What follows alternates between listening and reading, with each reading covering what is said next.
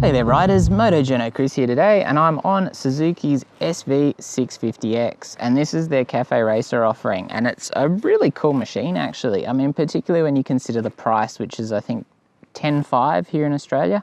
That's the same price as the Learner Legal version, and this is the Cafe Racered up version, you know, much cooler. They've kind of done some interesting stuff with the styling, and it's not restricted, and the V-twin power plant absolutely comes to life on this particular bike being unrestricted. Being a Cafe Racer styled machine, you want those drop down clip-on bars.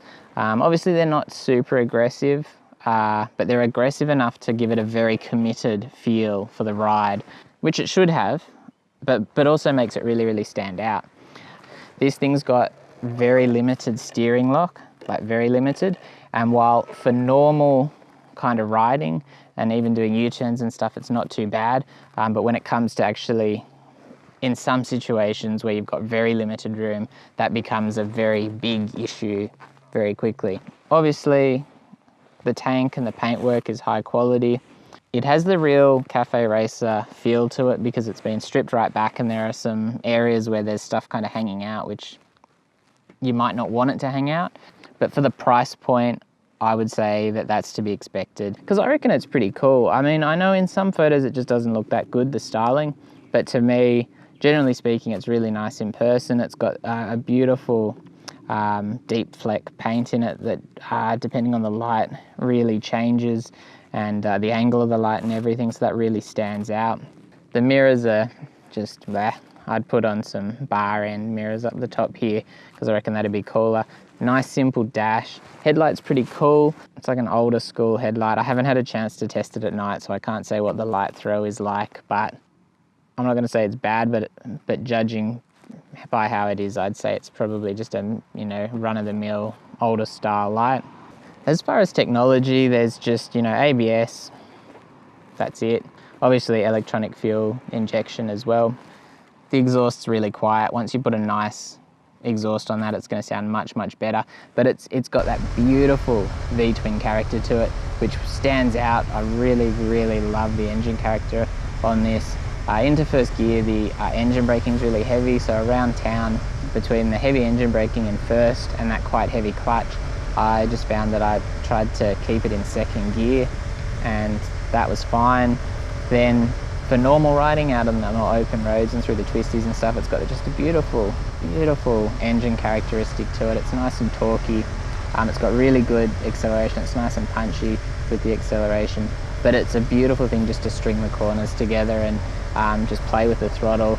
I don't use the brakes very much as my riding style, and the brakes aren't super duper, but there's reasonable stopping power there, and that's probably an area of complaint for people who really enjoy really having a go through the corners, because you do get to a point quite quickly where it doesn't feel like there's any more braking power available.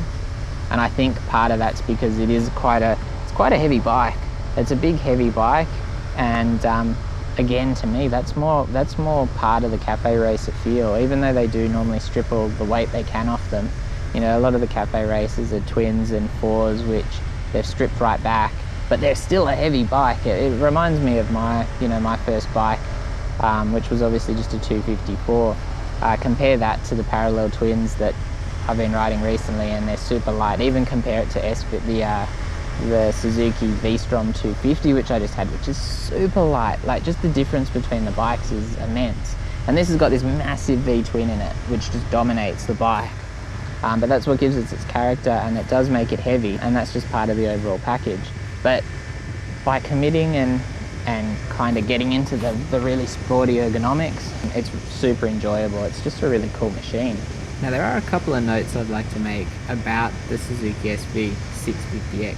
When it comes to being out on the open road and riding through the twisties and, you know, just general road use that's more flowing, it's a really, really nice thing. But the one area where I did find, and the thing is, I'd go out onto the open road, have a good ride, and I'd just be super impressed. However, then when I got back into town, into the more like commuting conditions, it's much more of a handful there. Overall, really cool machine, fun thing to ride.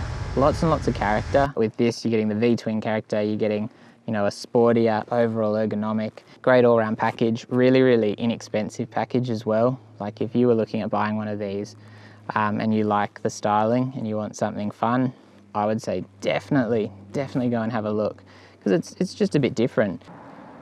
Anyway, don't forget to sub. Let me know what you think about the SV650X. This is, like I said, it's not the restricted version, it's not learner legal, it's not a beginner motorcycle, but it's a great all-round bike.